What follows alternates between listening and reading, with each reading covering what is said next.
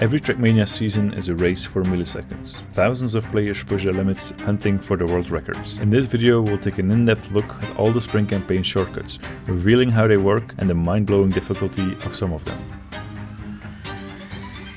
We start at track 11. It's a full-speed grass track that features loops, half-pipes and a reactor booster. The reactor booster is often abused to do shortcuts, and in this campaign nothing is more true, as all of the shortcuts involve a reactor booster. So let me explain how they work. When driving over or through a reactor block, the reactor booster is applied to the car for 6 seconds. It gives a sort of rocket to the wheels of the car. The booster can be downwards or upwards, depending on the type of reactor block. The only difference between these two is the angle of the rocket. When it's a downwards booster, the rocket faces down at a 45-degree angle and actually pushes the car up and forward. When it is an upwards booster, the angle of the rocket pushes the car down and forward. This can get confusing sometimes, but I'll make sure to make clear what booster is active. Let's get back to track 11. The world record for this map is set by driving clean racing lines, using grass wiggles to gain speed, avoiding sharp turns and going tight where you can. Near the end of the track there is a reactor booster. You are supposed to go into the half pipe, then into the grass tube and drop down through this reactor off and slow motion block. The slow motion block makes the whole game go in slow motion except for the timer, so if you can avoid it you can save a lot of time. After that you land into the plastic half pipe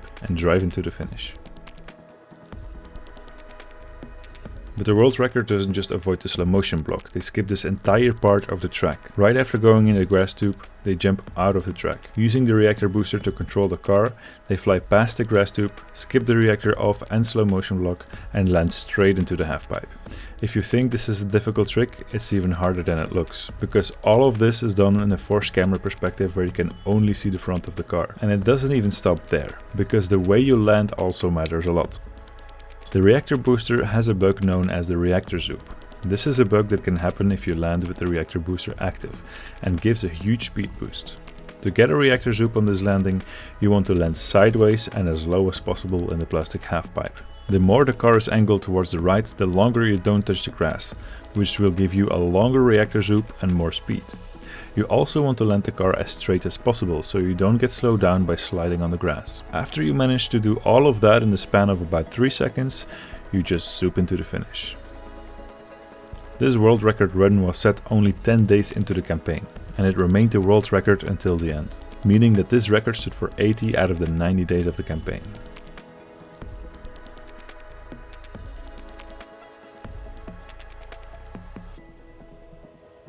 Slamming into a wall in Trackmania is almost never a good idea, and yet these next two shortcuts do exactly that. Spring 16 is a unique track where you drive on grass with a constant reactor booster active. The track has 18 checkpoints and is about 45 seconds long. That's a checkpoint every 2.5 seconds. Because shortcuts are often a way to skip a part of the track between two checkpoints, it's unlikely that this track would have a shortcut. But as I said before, reactor boosters often equal shortcuts.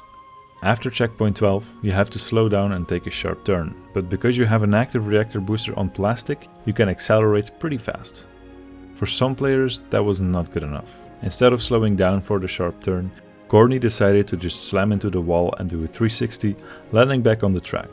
Because the wall is plastic, it bounces the car up, and with the reactor booster you are able to accelerate mid-air and skip the sharp turn. But this was barely faster than an optimal run without the skip.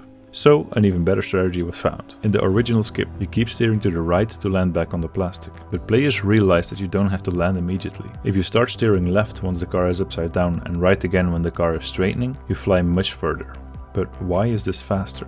The reactor booster that is active here pushes the car forward and down, but because of the angle of the car, this booster gives the car a full forward boost for about 1.5 seconds, gaining more speed than the original skip.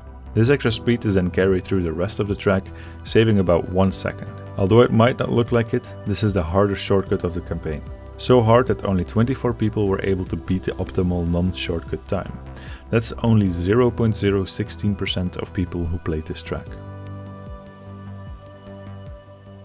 The next shortcut is map 19, and it's another reactor zoop. It's a unique track where you drive the rally car on ice, which handles a lot different than the stadium car. Near the end of the track you have this corner. It looks pretty straightforward, with only cutting the corner and gaining some speed by driving sideways is significant. But then how does this guy come flying in at a much higher speed? By slamming into the wall, of course. Instead of cutting the corner, the world record slams into this scenery block. The reactor booster that is active here pushes your car forward and up.